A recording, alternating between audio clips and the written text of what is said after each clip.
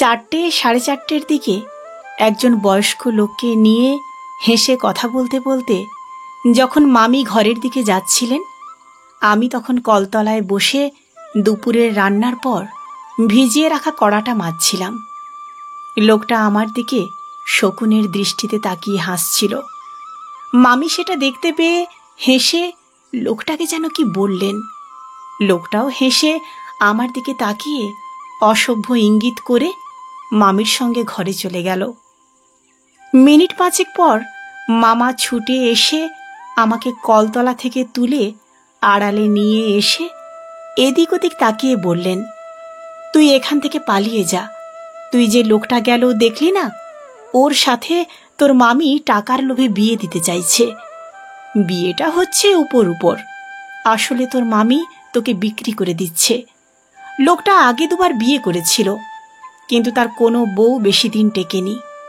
একজন মারা গিয়েছিল আর একজন অন্য একটা ছেলের সাথে পালিয়ে গিয়েছে বলে আমার 2 বাহু ধরে বললেন, তোর এত বড় ক্ষতি হোক আমি চাই না।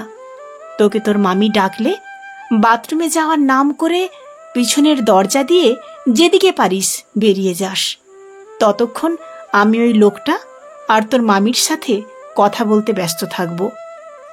তোর উচ্চ মাধ্যমিকের marksheet, admit card, voter card, Aadhaar card সব গুছিয়ে আমি একটা প্লাস্টিকের প্যাকেটের মধ্যে রেখে দিচ্ছি।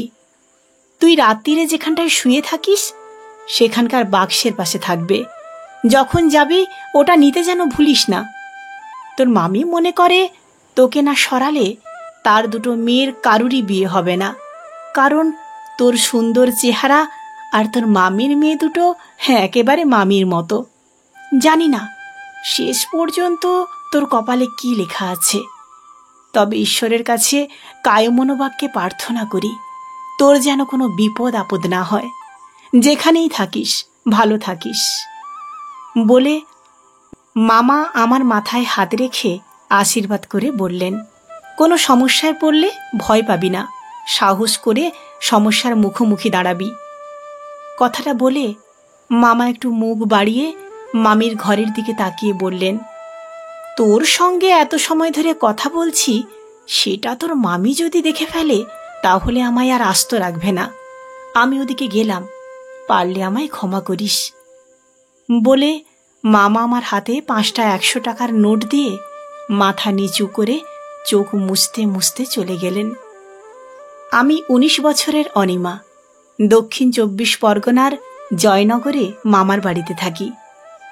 যখন আমার 7 বছর বয়স তখন ডেঙ্গুতে আমার মা মারা গিয়েছিলেন। শুনেছি আমার জন্মের 1.5 বছর পর বাবা শহরে ধান বিক্রি করতে গিয়ে আর ফিরে আসেননি। সেই থেকে মামার বাড়িতে মানুষ কতটা হয়েছি বলতে পারবো না, তবে সমস্ত কাজে পটু হতে হয়েছে মামির তাড়ায়। মামির 2 মেয়ে, এক মেয়ে কলেজে পড়ে আর এক মেয়ে ক্লাস 10-এ। আমি 406 নম্বর পেয়ে উচ্চ মাধ্যমিক পাস করা সত্ত্বেও মামি বললেন, তোর আর পড়াশোনা করতে হবে না, বাড়ির কাজকর্ম কর। মামা যদিও বলেছিলেন কলেজে ভর্তি হওয়ার জন্যে, কিন্তু মামি সেটা চাননি। মামির বক্তব্য ছিল, বেশি লেখাপড়া শিখে গেলে বিয়ে দেওয়ার জন্যে পাত্র পাওয়া যাবে না। তাই আমার আর মামার ইচ্ছা থাকলেও কলেজে আর যাওয়া হয়নি।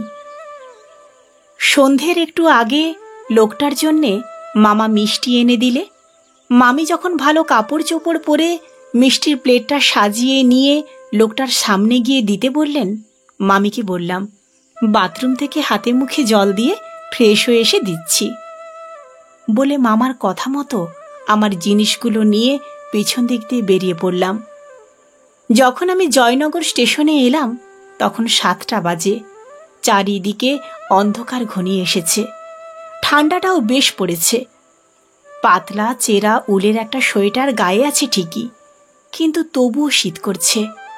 ওড়নাটা মাথার ওপর দিয়ে কান দুটো ঢেকে ফাঁকা বেঞ্চিতে বসে ভাবছি, আমার তো কোথাও কেউ পরিচিত নেই, যাব কোথায়? আর থাকলেও সেখানে যাওয়া যেত না, তাহলে মামির কাছে খবর চলে যেত। তখনই অ্যানাউন্স হলো শিয়ালদা যাওয়ার ট্রেন 1 নম্বর প্ল্যাটফর্মে আসবে। ট্রেনে উঠে পড়লাম। শিয়ালদা স্টেশনে নেমে ঘড়ির দিকে তাকিয়ে দেখি 9টা বাজতে 10 মিনিট বাকি। হাঁটছি আর ভাবছি, একে তো ঠান্ডা, তার উপর রাত হয়েছে। কোথাও বসে থাকার থেকে কোনো ট্রেনে উঠে পড়াই ভালো। যে কোনো এক জায়গায় তো যাবে, তারপর দেখা যাক ভাগ্য আমাকে কোন দিকে নিয়ে যায়। জীবনে প্রথম অচেনা অজানার উদ্দেশ্যে বেরিয়েছি, তাও এই শীতের রাতে নিজেকে বাঁচানোর উদ্দেশ্যে। শেষ পর্যন্ত আমি কি পারবো নিজেকে বাঁচাতে? টেনশন তো একটা হচ্ছেই, ভয়ও যে হচ্ছে না তা না। তেষ্টায় গলাটা শুকিয়েছিল, কল দেখে পিপাসাটা যেন বেড়ে গেল। জল খেয়ে চোখে মুখে একটু দিয়ে ওড়না দিয়ে মুখটা মুছে সামনের দিকে কিছুটা হেঁটেছি, দেখলাম একটা ট্রেন প্ল্যাটফর্মে দাঁড়িয়ে আছে। সেই দিকে হেঁটে মাঝামাঝি একটা কম্পার্টমেন্টে উঠে বসে পড়লাম। একটু পরেই ট্রেনটা ছেড়ে দিল। আমি অনিশ্চয়তার পথে যাত্রা করলাম। ট্রেনটা 1-1.5 ঘন্টা চলার পর যখন প্রায় সব ফাঁকা হয়ে গেল, দেখলাম আমি যেখানে বসেছিলাম তার উল্টো দিকের কোনায় একটা ছেলে বসে বই পড়ছে। আগে ভিড় ছিল বলে অতটা খেয়াল করিনি, কিন্তু ট্রেন এখন ফাঁকা। ছেলেটার চেহারা আর বই পড়ার ভাব দেখে মনে হলো একে বোধহয় বিশ্বাস করা যায়। আরও কিছু সময় তাকে দেখার পর মনে সাহস করে আস্তে আস্তে উঠে গিয়ে ছেলেটার সামনে দাঁড়ালাম। সে বই থেকে মুখ তুলে আমার দিকে তাকাতেই তাকে বললাম, আমাকে একটু সাহায্য করতে পারেন? ছেলেটা বইটা ভাঁজ করে আমাকে আপাদ মস্তক দেখে বলল, কি সাহায্য বলুন? বললাম, জোর করে বিয়ে দিচ্ছিল বলে আমি বাড়ি থেকে পালিয়ে এসেছি। কাউকে চিনি না, আর এই ট্রেন কোথায় যাচ্ছে তাও জানি না। এরকম অবস্থায় আমাকে একটা নিরাপদ আশ্রয়ের ব্যবস্থা যদি করে দেন তাহলে খুব ভালো হয়। আমি উচ্চ মাধ্যমিক পাশ করেছি, কিন্তু বাড়ি থেকে কলেজে ভর্তি হতে দেয়নি। ছেলেটি সব শুনে বলল, ট্রেনের মধ্যে তো অনেক লোক ছিল, তাদের কাউকে কিছু না বলে আপনি আমাকে কথাগুলো বললেন কেন? আস্তে আস্তে বললাম, আপনাকে দেখে মনে হলো বলা যায়, তাই বললাম। বলে যেখানে বসেছিলাম সেখানে আবার বসতে যাব বলে ঘুরেছি। ছেলেটি বলল, এইভাবে বাড়ি থেকে চলে এসেছেন, অথচ কোথায় যাবেন জানেন না? আপনার মা বাবা তো চিন্তা করবেন। ঘুরে ছেলেটির দিকে তাকিয়ে বললাম, মা বাবা থাকলে কি আর আমার এই অবস্থা হতো? আমি যখন ছোট তখন তারা সবাই মারা গেছেন। মামার বাড়িতে থেকে বড় হয়েছি। এখন মামি জোর করে একজন বয়স্ক লোকের সঙ্গে আমার বিয়ে দেবেন বলে ঠিক করেছিলেন। মামা আমাকে পালিয়ে আসার জন্য সাহায্য করেছেন। এবার ছেলেটা কিছু না বলে কিছু সময় চুপ করে থাকার পর বলল, দেখুন, একে তো ঠান্ডা, তার উপর অনেক রাত হয়েছে। অন্য কোথাও আপনাকে নিয়ে যাওয়া খুব রিস্ক, হাজার রকম কৈফিয়ত দিতে হবে। তার থেকে যদি আপনার আপত্তি না থাকে আপনি আমাদের বাড়িতে যেতে পারেন। বাড়িতে আমি আর আমার মা ছাড়া আর কেউ থাকে না। মাও হয়তো অনেক রকম প্রশ্ন আপনাকে করতে পারেন, সেই সব প্রশ্নের উত্তর কিন্তু ভুলেও দিতে যাবেন না। আমি পরিস্থিতি অনুযায়ী যেভাবে হোক ম্যানেজ করে নেব। তারপর খোঁজ খবর নিয়ে দেখি আপনাকে কোনো একটা কাজে ঢুকিয়ে দেওয়া যায় কি না। বলে ছেলেটা ব্যাগটা উপর থেকে নিয়ে তার মধ্যে বইটা রেখে মামলারটা ভালো করে কানের উপর জড়াতে জড়াতে বলল, পরের স্টেশনে আমাদের নামতে হবে। বাই দা ওয়ে, আমার নাম সুমন, আপনার নাম? বললাম, অনিমা দত্ত।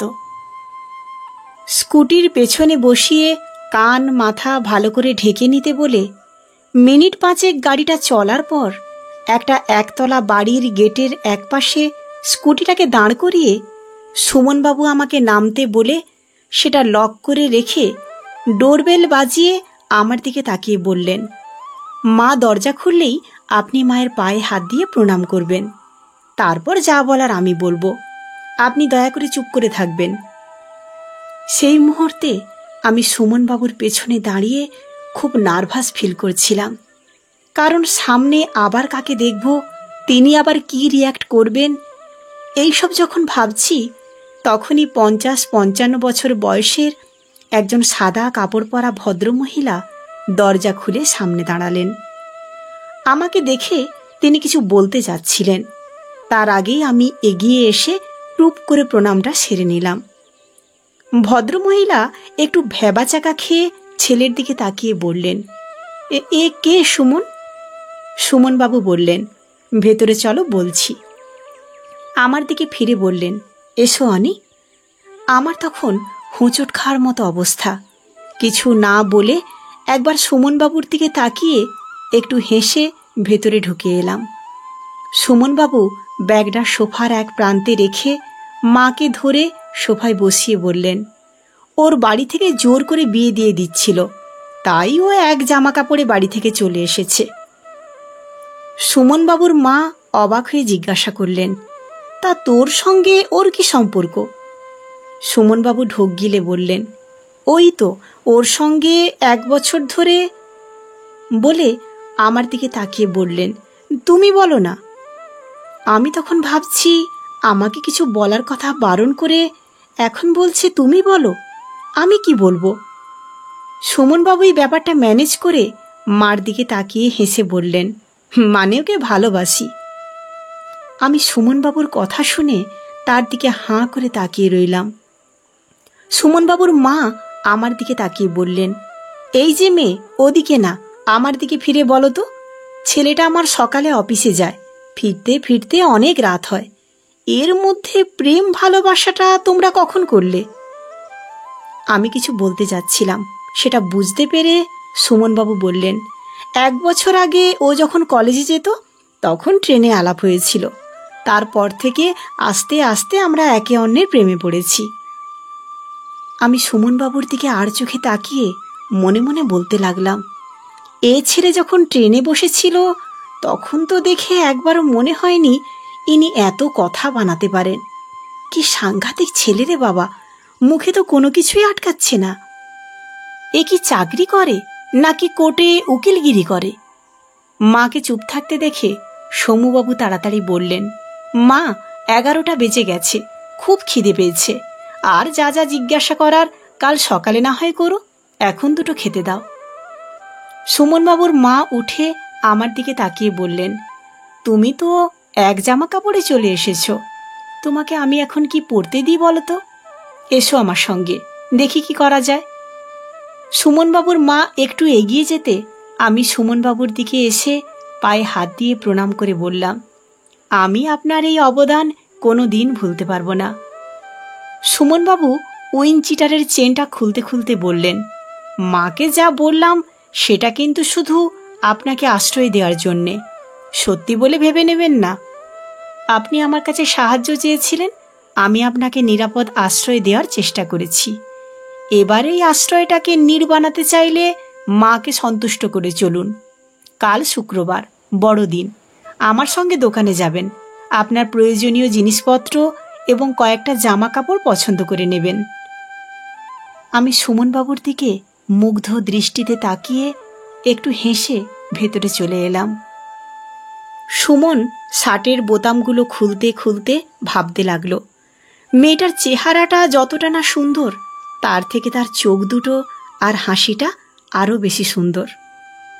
হাত পা ধুয়ে ফ্রেশ হয়ে খাওয়ার টেবিলে এসে সুমনবাবু দেখলেন তার মা হটপট থেকে ভাত তরকারি তার থালায় দিচ্ছেন, আর আমি তারই পাজামা আর টি শার্ট পরে লজ্জায় মায়ের পেছনে দাঁড়িয়ে নিজেকে আড়াল করার চেষ্টা করছি। সে আমার দিকে তাকিয়ে তার মাকে বলল, তোমরাও খেয়ে নিলে পারতে, রাত তো অনেক হয়েছে। তোর খাওয়া হয়ে গেলে আমরা খেতে বসবো।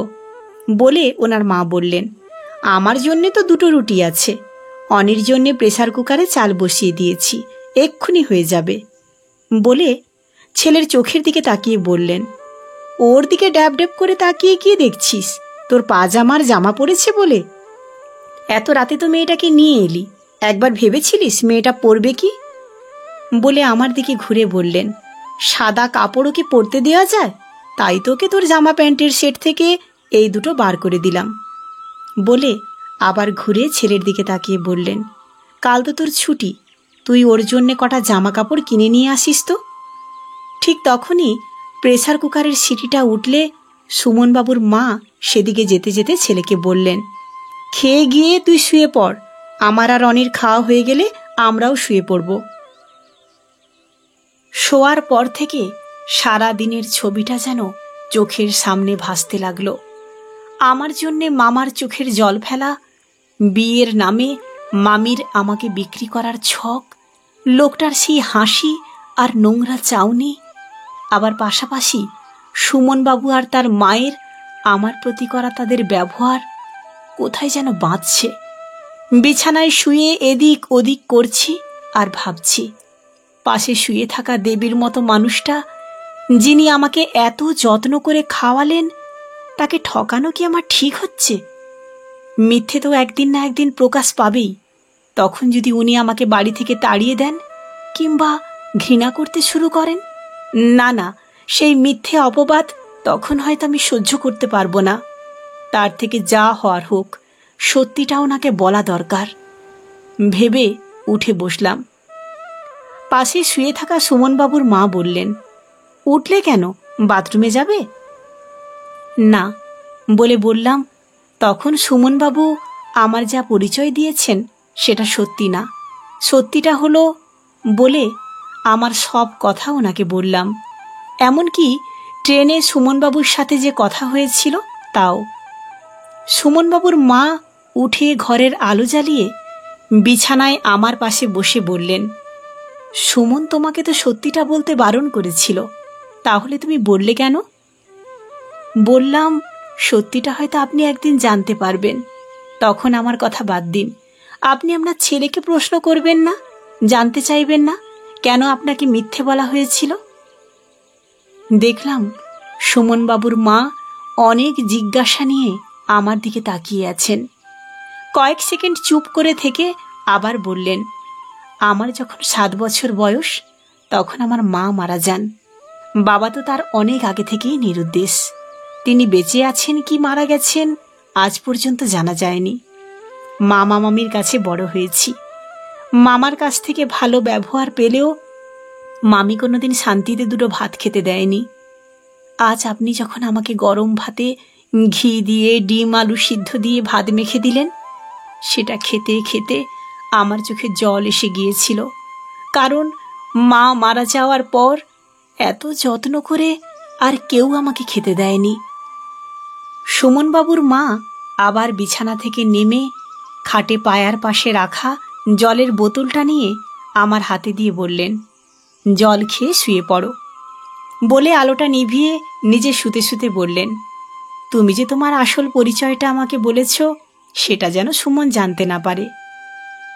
সত্যিটা জানার পরও প্রায় কিছুই বললেন না দেখে শ্রদ্ধায় আবেগে বলে ফেললাম, আপনাকে কি মা বলে ডাকতে পারি? কিছু সময় চুপ করে থেকে পাশ ফিরে শোয়ার আগে বললেন, তোমার যদি ভালো লাগে তাহলে ডেকো। মা মারা যাওয়ার পর যে ডাকটা ডাকতে প্রায় ভুলেই গিয়েছিলাম, আজ এতগুলো বছর পর মন থেকে কাউকে আবার মা বলে ডাকতে পারবো। সেই আনন্দে আমার চোখে জল চলে এলো। অভ্যাসের কারণে পরদিন খুব সকালে ঘুম ভেঙে গেলে মা ঘুমাচ্ছেন দেখে খুব সন্তর্পণে পাশ থেকে উঠে ফ্রেশ হয়ে রান্নাঘরে এসে সিঙ্কের মধ্যে রাখা রাতের প্রেসার কুকার থালা বাসনগুলো যখন পরিষ্কার করে মুছছি, তখন মা উঠে এসে বললেন, তুমি এগুলো করছো কেন? এর জন্যে তো লোক আছে। বলে একটা বড় স্টিলের পাত্র থেকে খানিকটা আটা বার করে একটা কানা উঁচু স্টিলের পাত্রে রেখে বললেন, তুমি বরং এটা মেখে রাখো, আমি ততক্ষণে স্নান আর পুজোটা সেরে আসি। সুমনবাবু সকালে উঠে চা বিস্কুট খেয়ে মার কাছ থেকে কি কি আনতে হবে শুনে স্কুটিটা নিয়ে বাজারে বেরিয়ে গেলেন। 9টার দিকে কাজের দিদি এলে মা তাকে বললেন, হ্যাঁ রে সবিতা, তুই আজকে এত দেরি করলি কেন? তোর আশায় বসে থাকলে তো আমার বাসনগুলো পড়েই থাকতো। সবিতাদি বললেন, আজ বড়দিন বলে মেয়েটা আমার মাংস খাওয়ার বায়না করে কাঁদছিল। ওকে অনেক বুঝিয়ে বলেছি, আমাদের মতো মানুষদের বড়দিন ছোট দিন বলে কিছু হয় না। তাছাড়া এখন তো মাসের শেষ, বছরের প্রথমে কাজের টাকা পেয়ে মাংস খাওয়াবো, বলে পিঙ্কির মার কাছ থেকে ওকে বলে বুঝিয়ে রেখে আসতে দেরি হয়ে গেল। মা বললেন, ঠিক আছে, আমার রুটি তরকারি হয়ে গেছে, সুমনও বাজারে গেছে, ততক্ষণ তুই ঘর দোর পরিষ্কার করতে লাগ। ওকে বলেছি কেক আর মাংস নিয়ে আসতে। কাজ সেরে যাওয়ার সময় তোর মেয়ের জন্যে কেক আর এক বাটি মাংস নিয়ে যাস। মায়ের কথাগুলো শুনে আমি যখন মাকে দেখছি আর মনে মনে ভাবছি এরকম মনের মানুষও হয়, তখন সবিতাদি মাকে জিজ্ঞাসা করলেন, ও মাসিমা, মেয়েটি কে? মা আমার দিকে একবার তাকিয়ে হেসে বললেন, হো, আমার বন্ধুর মেয়ে। ওর বাবা আর আমার বন্ধু, আজ আর কেউ বেঁচে নেই। এতদিন ও ওর মামা মামির কাছেই ছিল। মামার অবস্থাও তেমন ভালো না, তার উপর তারও দুটো মেয়ে আছে। মামি ওর সাথে খারাপ ব্যবহার করতো জানতে পেরে গতকাল ওকে আমার কাছে নিয়ে এসেছি, এখনো আমার কাছেই থাকবে। সবিতাদি হেসে বললেন, খুব ভালো করেছেন মাসিমা, এমন সুন্দর দেখতে মেয়েটাকে সুমন বাবার বউ করে রেখে দেন, খুব ভালো মানাবে। মা এবার রেগে গিয়ে বললেন, একে তো দেরি করে এসেছিস, তার উপর আমি কি করব না করব সে কথা বলছিস? যা, আগে গিয়ে বাসি ঘর দোর পরিষ্কার কর, সুমন এখনই বাজার থেকে ফিরবে। মায়ের রাগ দেখে সবিতাদি তাড়াতাড়ি ঝাড়ুটা নিয়ে সুমনবাবুর ঘরে গিয়ে ঢুকলেন। রীতিমতো অবাক হয়ে আমি যখন মায়ের দিকে তাকিয়ে ভাবছি আমাকে বন্ধুর মেয়ে বলে পরিচয় দিলেন কেন, তখন আমার দিকে তাকিয়ে থাকা দেখে মা বললেন, আমাকে কি দেখছিস, এদিকে এসে পেঁয়াজ আদা রসুনগুলো ছাড়িয়ে পেস্ট করে দে। সুমন বাজার থেকে এলে মাংসটা ধুয়ে পরিষ্কার করে দিবি, যাতে সবিতার কাজ শেষ হওয়ার আগেই রান্নাটা হয়ে যায়। মায়ের মুখে তুই শুনে অবাক হলেও কিছু না বলে ঝুড়ি থেকে পেঁয়াজ আদা রসুন নিয়ে ছাড়াতে লাগলাম। প্রায় 1 ঘন্টারও বেশি সময় পার করে সুমনবাবু বাজার থেকে এসে হাত পা ধুয়ে নিজের ঘরে চলে গেলে মা একটা প্লেটে রুটি তরকারি আর একটা কেকের টুকরো দিয়ে বললেন, টিফিনটা সুমনকে দিয়ে আয়। সুমনকে টিফিনটা দেওয়ার আগে প্লাস্টিকে রাখা আমার মার্কশিট সহ অন্যান্য কাগজগুলো নিয়ে সুমনবাবুর ঘরে এসে দেখি উনি ল্যাপটপে কাজ করছেন। টিফিনের প্লেটটা নিয়ে ওনার সামনে দাঁড়ালে ল্যাপটপে চোখ রেখেই বললেন, হাতে ধরে দাঁড়িয়ে থাকলে কেন, এখানে রাখো। আমি প্লেটের তলা থেকে প্লাস্টিকে মোড়া মার্কশিট সহ অন্যান্য কাগজগুলো এবং টিফিনের প্লেটটাও সুমনবাবুর সামনে রেখে বললাম, কোথায় রাখবো শেষে হারিয়ে যাবে, এগুলো কাল থেকে আমার জামার মধ্যে রেখেছিলাম, এখন আপনি রেখে দিন। সুমনবাবু ল্যাপটপ থেকে চোখ সরিয়ে প্লাস্টিক প্যাকেটটার দিকে তাকিয়ে বললেন, এতে কি? বললাম, আমার আধার কার্ড অ্যাডমিট কার্ড সহ মার্কশিট ভোটার কার্ড এইসব আছে। সুমনবাবু ল্যাপটপটা সরিয়ে রেখে প্যাকেটটা খুলে এক এক করে কাগজগুলো সব দেখতে দেখতে মার্কশিটটা দেখে বললেন, তোমার উচ্চ মাধ্যমিকের রেজাল্ট তো ভালোই ছিল, বিশেষ করে ম্যাথে। কিছু না বলে ওনার দিকে তাকিয়ে রইলাম। উনি মার্কশিটে চোখ রেখেই বললেন, তুমি কি ম্যাথ নিয়ে পড়তে চাও? আমার মুখটা যেন নিমিষেই উজ্জ্বল হয়ে উঠল। বললাম, আপনি পড়াবেন? উনি মার্কশিট থেকে চোখ তুলে আমাকে একবার দেখে আবার মার্কশিটের দিকে তাকিয়ে বললেন, যদি তুমি পড়তে চাও আমি চেষ্টা করে দেখতে পারি, তবে তার আগে মাকে বোধহয় তোমার সত্যি পরিচয়টা বলতে হবে। বলে আমার দিকে তাকিয়ে বললেন, কারণ আমি মাকে আগেই বলেছি, তুমি যখন কলেজে যেতে তখন তোমার সাথে আমার ট্রেনে আলাপ হয়েছিল, তাহলে বুঝতেই পারছো তুমি যদি পড়তে চাও তাহলে মাকে সত্যিটা এখন বলতেই হবে, তারপর দেখি কি করা যায়। বলেই বললেন, 11টার দিকে রেডি হয়ে নেবে। ঠিক আছে বলে সুমনবাবুর দিকে কৃতজ্ঞ চিত্তে তাকিয়ে বললাম, আপনার এই ঋণ আমি শোধ করব কি করে? সুমনবাবু খাবারের প্লেটটা হাতে নিয়ে বললেন, তুমি যেদিন নিজের পায়ে দাঁড়িয়ে কোনো বিপদে পড়া মানুষকে আশ্রয় দিয়ে তার পাশে থাকবে, সেদিন না হয় এই ঋণটা শোধ হয়ে যাবে। মনটা ভার হয়ে গেল। সুমনবাবুর ঘর থেকে বেরিয়ে রান্নাঘরের দিকে পা বাড়িয়ে ভাবতে লাগলাম, আমি কি কোনোদিন পারবো এই মানুষটা যা চাইছে সেটা করতে? 11টার দিকে সুমনবাবু যখন অনি চলো বলে ডাক দিলেন, তখন আমি রান্নাঘরে মার সাথে রান্নায় ব্যস্ত ছিলাম। সুমনবাবুর ডাক শুনে মাকে বললাম দোকানে যাওয়ার জন্যে ডাকছেন। মার মাংস রান্না হয়ে গেছে। সবিতাদিকে 1 বাটি মাংস আর 2 টুকরো কেক দিয়ে আধ ঘন্টা আগে বাড়ি পাঠিয়ে দিয়েছেন। এখন উনি নিরামিষ পনিরের তরকারি রান্না করতে করতে বললেন, এইভাবে যাস নে, কাল যে চুড়িদারটা পরে এসেছিলিস সেটা পরে যা।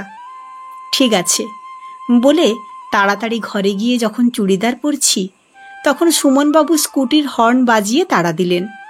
চুড়িদার পরা শেষ করে মামার দেওয়া 500 টাকা নিয়ে চুল না আঁচড়িয়ে আবার দৌড়িয়ে মার কাছে এসে বললাম, যাচ্ছি। মা রান্নাঘরের দরজার সামনে এসে বললেন, প্রয়োজনীয় যা যা লাগবে সেগুলো কিন্তু মনে করে কিনে নিস। ঠিক আছে বলে বাইরের দরজাটা ভিজিয়ে সুমনবাবুর স্কুটিতে উঠে বসলাম। মলে মেয়েদের জামা কাপড়ের সেকশানে এসে কাউন্টারের সামনে দাঁড়িয়ে সুমনবাবু বললেন, তুমি যেসব জামা কাপড় পরো, এমনকি তোমার যা যা লাগে তুমি তোমার পছন্দ মতো নিয়ে নাও, আমি এখানে আছি। আগে কখনো নিজের জিনিস পছন্দ করে কেনার সৌভাগ্য হয়নি, তার উপর এত বড় বিশাল স্টোরের মধ্যে ঢুকে কোন দিকে যাব যখন ভেবে পাচ্ছি না, তখন সুমনবাবু বললেন, সামনের দিকে এগিয়ে যাও, ওদিকে সব পাবে। এদিক সেদিক তাকাতে তাকাতে যেদিকে চুড়িদার ঝুলছে সেদিকে গিয়ে 1 সেট চুড়িদার সঙ্গে কিছু মেয়েলি জিনিসপত্র নিয়ে কাউন্টারের সামনে এলে সুমনবাবু বললেন, আর কিছু নেবে না? বললাম, এইটাই অনেক টাকা হয়ে গেছে। বলে নিজের কাছে রাখা 500 টাকা সুমনবাবুর দিকে বাড়িয়ে ধরলে উনি হাসির মতো ভাব করে বললেন, হ্যাঁ, টাকাটা তুমি তোমার কাছে রেখে দাও। এই একটা চুড়িদারে তোমার হবে কি? আর একটা অন্তত নিয়ে নাও। বলে বললেন, চলো দেখি। শেষ পর্যন্ত 2টো চুড়িদার সেট, একটা চাদর এবং অন্যান্য জিনিস নিয়ে 12:30টার মধ্যে বাড়ি চলে এলাম। বাড়ি আসা মাত্র মা বললেন, কই দেখি কি কি জিনিস কিনেছিস? মা চাদর, চুড়িদার ও অন্যান্য জিনিসগুলো দেখে ঠিক আছে বলে বললেন, একটা কাপড় নিসনি কেন? বললাম, আমি তো কাপড় পরি না। মা সুমনবাবুকে ডাক দিলেন। সুমনবাবু এলে মা বললেন, ওর একটা কাপড় কিনে দিসনি কেন? মেয়েদের কাপড় না পরলে ভালো লাগে? তুই আবার যা, ওর জন্য একটা ভালো কাপড় পছন্দ করে নিয়ে আয়। সুমনবাবু বললেন, ও তো একটা চুড়িদার নিয়ে চলে আসছিল, আমি তো জোর করে আর একটা নিতে বললাম, সেই সঙ্গে শীতের কথা ভেবে চাদরটাও নিলাম। তখন অবশ্য কাপড়ের কথাটা মাথায় আসেনি। ঠিক আছে, এখন আর যাব না, পরে নিয়ে নেব। বলেই বললেন, তোমার কি রান্নার ঝামেলাটা মিটেছে? মা হ্যাঁ বলে বললেন, কেন? তোমার সঙ্গে আমার কিছু কথা ছিল। বলে সুমনবাবু আমার দিকে তাকালেন। আমি তখন কিনে আনা জিনিসগুলো আবার প্যাকেটের মধ্যে গুছিয়ে রাখছিলাম। মা আমাকে বললেন, বেলা অনেক হয়েছে, তুই স্নানটা করে নে। বলে ছেলের দিকে ফিরে বললেন, তোর ঘরে চল। রাতে মার পাশে শুয়ে জিজ্ঞাসা করলাম, সকালে সবিতাদিকে আমি আপনার বন্ধুর মেয়ে বলে কেন পরিচয় দিলেন? বুঝতে পারলাম না। মা বললেন, সবিতা বিশ্বাসী হলেও বাইরের লোক, আর বাইরের লোকের কাছে সব সময় সব সত্যিটা বলতে নেই, কারণ কথার গুরুত্ব না বুঝে ভুল করেও সে যদি কখনো সেটা কোথাও বলে ফেলে, তাহলে তার ভুল ব্যাখ্যা ছড়িয়ে পড়তে পারে। ব্যাপারটা বুঝতে পেরে কিছু সময় চুপ করে থেকে আবার বললাম, সবিতাদির স্বামী কি কিছু করেন না? করবে কি, সে তো নিরুদ্দেশ। বলে মা বললেন, কিছু কিছু পুরুষ মানুষ আছে যারা নেশা ছাড়া থাকতে পারে না। সবিতার স্বামীও ছিল তাদের মতো একজন। সবিতা ওর লরি চালক স্বামীর সাথে প্রেম করে বিয়ে করেছিল। বছর যেতে না যেতে ওর স্বামী রাত দিন নেশা করতে লাগলো। সেই কারণে শুরু হলো ওদের সংসারে অশান্তি। এইভাবে দিনের পর দিন চলতে চলতে একদিন সবিতা জানতে পারল সে মা হতে চলেছে। তখন সে তার বাচ্চার কথা বলে স্বামীকে অনেক বুঝিয়েছে, কিন্তু কুকুরের লেজ কি কখনো সোজা হয়? মাস 2 নেশার মাত্রা কমিয়ে লরি চালানোর কাজে মন দিয়েছিল। তারপর আবার আস্তে আস্তে যেই কে সেই। সবিতার তখন 5 মাস। সেদিন তাদের মধ্যে কথা কাটাকাটি হলে সেই রাতেই ওর স্বামী ডাবের গাড়ি নিয়ে দিল্লির পথে রওনা হয়ে যায়। তারপর থেকে আজও সে ফেরেনি। স্বামী চলে যাওয়ার পর দিন 10 কোনো রকমে চলেছিল। তারপর একদিন আমার বাড়িতে এসে বলল তাকে একটা কাজ দিতে। সুমন তখন হোস্টেলে থেকে তার 2য় বর্ষের পড়াশোনায় ব্যস্ত ছিল। তার বাবা যে কিডনির অসুখে ভুগছে সেটা জানতে পারলে সে হয়তো হোস্টেল ছেড়ে বাড়ি চলে আসবে। এই ভয়েতে তাকে বললাম, তোর বাবার শরীর ইদানিং ভালো যাচ্ছে না, তবে আমি তো আছি, ডাক্তার হসপিটাল যা করতে হয় আমি করব, তুই পড়াশোনাটা ঠিকমতো করে যা। দিন দিন সুমনের বাবার শরীর খারাপ হতে লাগলো। একা ডাক্তার হসপিটাল সংসার করে উঠতে পারছিলাম না। আমারও একজন লোকের দরকার ছিল। তাই সেদিন সবিতাকে দেখে বলেছিলাম, তুমি কি পারবে এই অবস্থায় রান্নার ঘরদোর পরিষ্কার করতে? তখন তোমার একবেলা খাওয়াটা না হয় আমিই দেব। ও তখন হ্যাঁ পারবে বলে রাজি হয়ে গিয়েছিল। সেই 5 বছর আগে থাকতে ও আমার বাড়িতে কাজ করছে। ওর মেয়েটার বয়স এখন 4.5। তবে সবিতা খুব ভালো মেয়ে। ওর কোনো অসুবিধা হলে আমি এখনও ওকে দেখি। কারণ সুমনের বাবা মারা গেলে ও আমাদের জন্য অনেক করেছিল।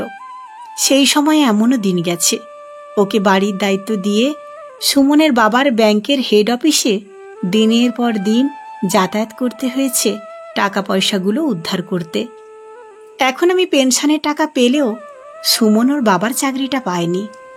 ব্যাংক বড়ই টালবাহানা করছিল বলে সুমন অন্যত্র চেষ্টা করছিল। শেষ পর্যন্ত ও পাস করার 7 মাসের মধ্যেই বেসরকারি সংস্থায় একটা ভালো চাকরি পেয়ে যায়। তারপর থেকে আমি আর ওর বাবার চাকরির ব্যাপারে চেষ্টা করিনি। সবিতা আমার বাড়িতে এখন বাসন মাজা, কাচাকুচি আর বাইরের কাজ করে চলে যায়। ওর কাছেই শুনেছি ও এখান থেকে গিয়ে অন্য 2 জায়গায় রান্নার কাজ করে। মোটামুটি ওর এখন চলে যায়। বলেছি ওকে, মেয়েকে স্কুলে ভর্তি করবি যখন আমাকে বলবি, ওর স্কুলের ব্যাগ, ড্রেস, এমনকি ভর্তির ফি যা লাগে সব আমি দেব। সবিতাদির কথা শুনতে শুনতে আমি যেন আমার ছোটবেলার জীবনে ফিরে গিয়েছিলাম। স্তম্ভিত ফিরল মার কথায়। মা বলছেন, সুমন তখন আমাকে ডেকে তোর কথা সব বলে এও বলছিল, অত রাতে নাকি তোকে ছেড়ে আসলে যদি তুই কোনো বিপদে পড়ে যেতিস, তাই তোকে একা না ছেড়ে সঙ্গে করে নিয়ে এসে আমার কাছে মিথ্যে পরিচয় দিয়েছিল। বলেই মা বললেন, শুনলাম তোর নাকি উচ্চ মাধ্যমিকের রেজাল্ট ভালো ছিল, কলেজে কি ভর্তি হতে চাস? শোয়া অবস্থা থেকে উঠে বললাম, 2 বছর আগে উচ্চ মাধ্যমিক পাস করে কলেজে যাব ভেবেছিলাম, কিন্তু মামি যেতে দেয়নি। আমার পড়ার খুব ইচ্ছা, সেদিনও ছিল, আজও আছে। আমিও চাই তুই উচ্চশিক্ষা লাভ করে নিজের পায়ে দাঁড়া। বলে আমাকে আবার শুতে বলে মা বললেন, সুমনকে বলেছি তুই যদি পড়তে চাস তাহলে যেভাবেই হোক তোকে যেন কলেজে ভর্তি করে দেয়। আমার ভর্তির ব্যাপারে সুমনবাবু 2 দিন অফিস ছুটি নিয়ে প্রিন্সিপাল এবং ভাইস প্রিন্সিপালের সঙ্গে দেখা করে অনেক কাঠ খড় পুড়িয়ে অ্যাকাউন্টেন্সিতে অনার্স দিয়ে ভর্তি তো আমাকে করে দিলেন। কিন্তু সমস্যা হলো 4 মাস পর পরীক্ষা। 2 বছর পড়াশোনার বাইরে থেকে এখন সুমনবাবু আর মায়ের মান রাখাটাই আমার কাছে সব থেকে বড় সমস্যা। কলেজ থেকে ফেরার পথে একটা স্মার্টফোন কিনে সুমনবাবু বললেন, এটা এখন থেকে তোমার দরকার হবে, তুমি কি স্মার্টফোন ব্যবহার করতে পারো? বললাম, চোখে দেখেছি কিন্তু হাতে নিয়ে কখনো দেখিনি। তাছাড়া এই ধরনের ফোন ব্যবহার করা মানে তো বিলাসিতা। সুমনবাবু হেসে বললেন, এখন আর এটা বিলাসিতার মধ্যে পড়ে না, এখন এটা জানার মাধ্যম। তাই তো স্টুডেন্ট বলো বা যে কোনো পাবলিক, তাদের অজানাকে জানতে সবাই এই ফোনই ব্যবহার করে। ক্যাশ মেমো সমেত ফোনটা আমার হাতে দিয়ে বললেন, এটা তোমার ব্যাগে রাখো, বাড়িতে গিয়ে কিভাবে এটা ব্যবহার করতে হয় সেটা তোমাকে আমি দেখিয়ে দেব। শুধু ফোনটাই উনি দেখিয়ে দেননি, এই 4 মাসে যখন সময় পেয়েছেন তখনই আমাকে নিয়ে বসে পড়িয়েছেন, লিখিয়েছেন, নোট তৈরি করে দিয়েছেন।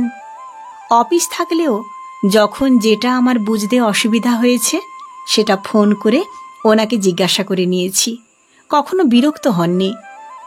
আমি নিজেও এই 4 মাস রাত দিন আমার সাবজেক্টের মধ্যে ডুবেছিলাম। ফলস্বরূপ পাসটা কোনো রকমে করেছি। মা খুশি হলেও সুমনবাবু বলেছেন, দ্বিতীয় বর্ষে কিন্তু ভালো রেজাল্ট করতে হবে, সেই সঙ্গে যুগের সঙ্গে তাল মিলিয়ে কম্পিউটারটাও এবার ভালো করে শিখতে হবে বলে প্রায় 1 মাস উনি আমাকে ওনার ল্যাপটপে যখন সময় পেয়েছেন শিখিয়েছেন, প্র্যাকটিস করিয়েছেন। তারপর ব্রেনওয়্যারে নিয়ে এসে অনেকগুলো টাকা দিয়ে BCA কোর্সে ভর্তি করে দিয়ে বললেন, তোমার পড়াশোনার সাথে সাথে এই কোর্সটাও করা থাকলে চাকরি তুমি অবশ্যই একটা পাবে। সেদিনই বইয়ের দোকানে কোর্সের বই কিনে দিতে নিয়ে এসে বললেন, তোমার মতো সুযোগ সবাই হয়তো পায় না, তুমি পেয়েছ, কাজে লাগাও। এখন থেকে নিজের কেরিয়ারের দিকে নজর দাও, ভুলে যাও তুমি কোথা থেকে এসেছ, মাথায় রাখো তোমাকে কোথায় যেতে হবে। রাতে শুয়ে সুমনবাবুর সাথে কাটানোর সারা দিনের টুকরো টুকরো ছবি চোখের সামনে ভাসতে লাগলো। পড়াশোনার প্রতিটা ব্যাপারে প্রতিনিয়ত তার কেয়ার নেওয়ায় দিন দিন তার উপর প্রত্যাশা বেড়েই গিয়েছিল। তাকে শুধু মনের কথাটা না বলে সব বলতাম। আজ যেমন খিদের কথাটা বললাম।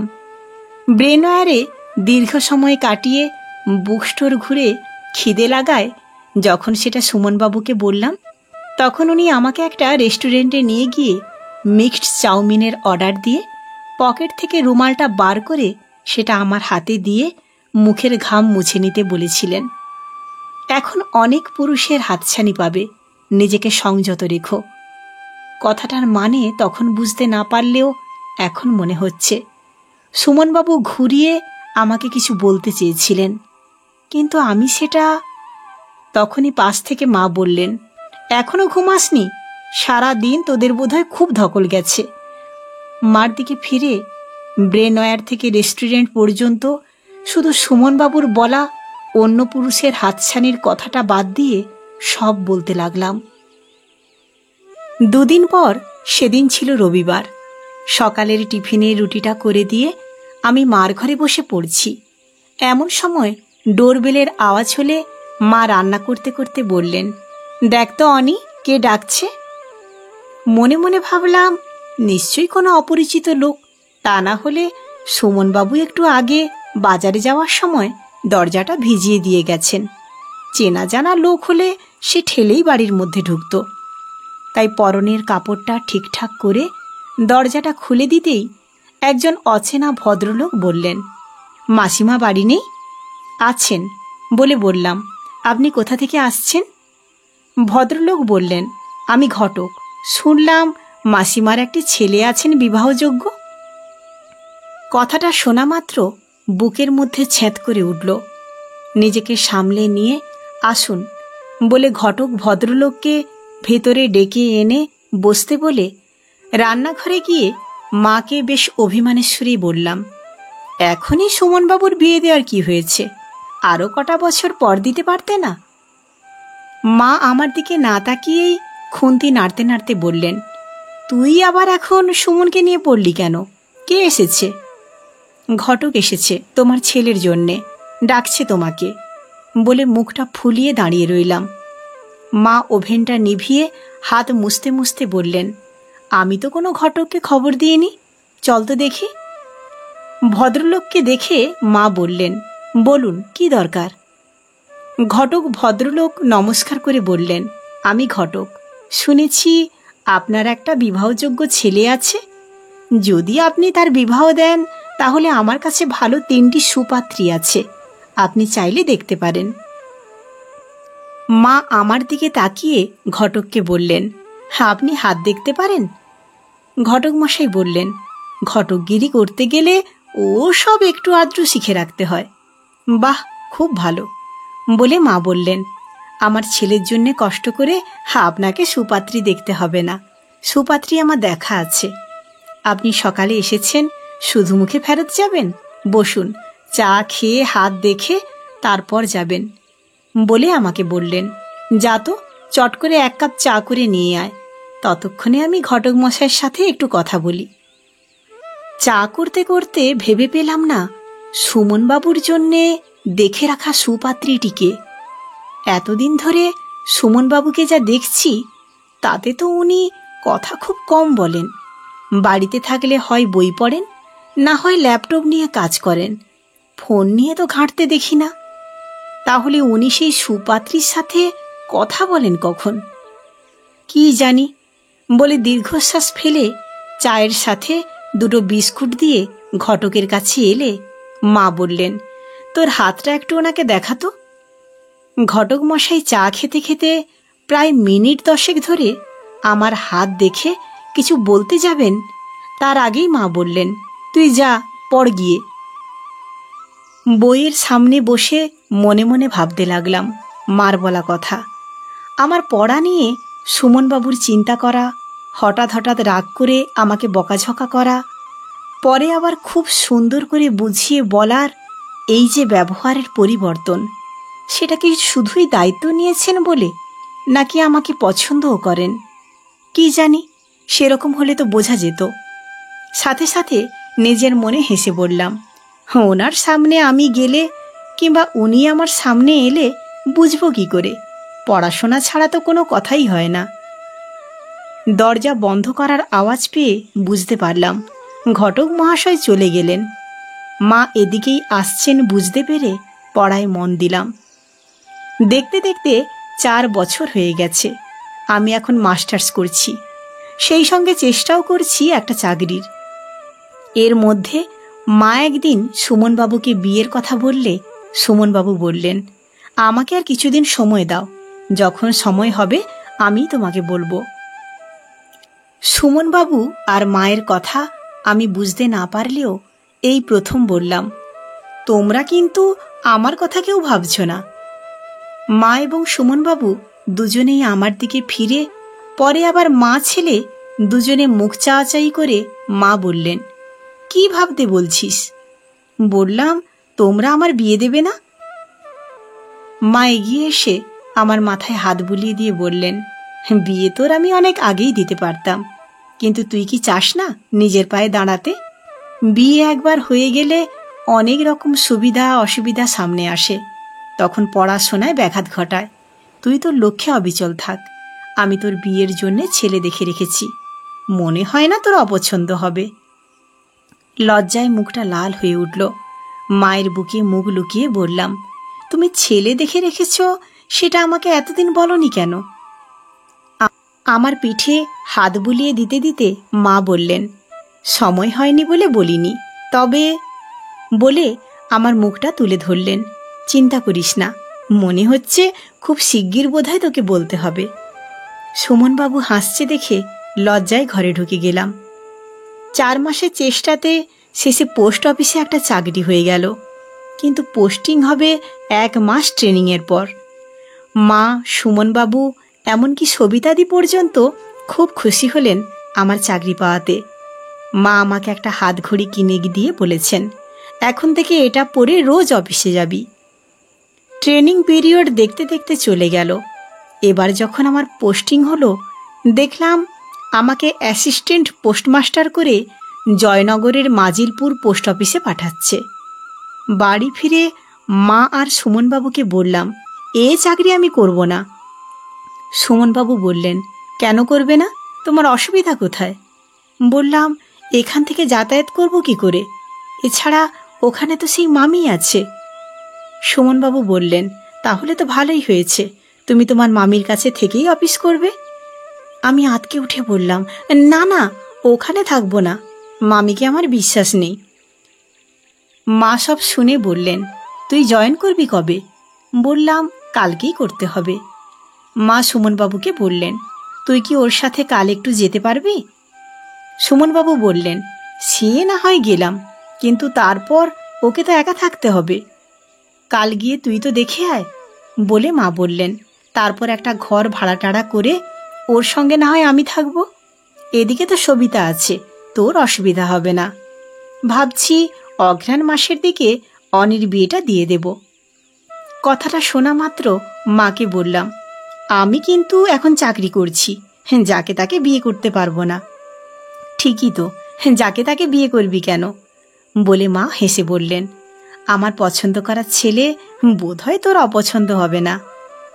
বললাম, তুমি আগেও তো এই কথা বলেছ, কিন্তু তোমার পছন্দ করা ছেলেটা কে সেটা আমাকে বলবে না? কেন বলবো না? বলে মা বললেন, ঠিক আছে, পুজোর আগে কাপড় জামা কিনতে হবে তো, তখন তোকে বলবো। যদি তোর অপছন্দ হয় তখন আমাকে বলিস, তাহলে অন্য ছেলে দেখব। বলেই মা বললেন, কেন, তোর কি কেউ পছন্দ আছে নাকি? থাকলে আমাকে এখনই বল। বলবো বলে সুমনবাবুর দিকে তাকিয়ে বললাম, তবে তুমি তোমার পছন্দের ছেলের কথা যেদিন বলবে, সেই ছেলে যদি আমার পছন্দ না হয় তখন আমি আমার পছন্দ বলবো।